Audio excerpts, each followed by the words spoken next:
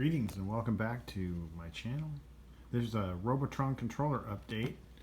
I had some leftover rubbers from restoring some Vectrexes, and these are the feet for the Vectrex.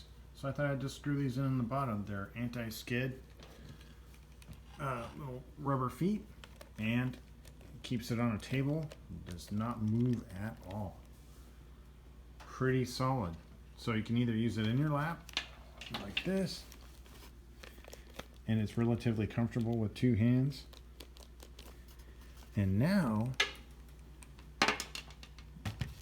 it's totally, I'm pushing on it and it won't move, not hardly at all.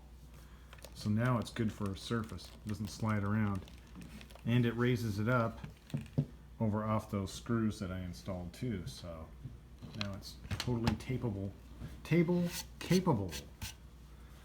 Right on. And there's an update for the SP3000. Here's the custom cable that's been made for it, and we're just waiting on the power supply and supply chain issues. So anyways, quick update on that and this, and the little game room couch area I just set up. Woohoo! Crossing the bench. Anyways, there's your quick update. Thanks for watching. Check in later.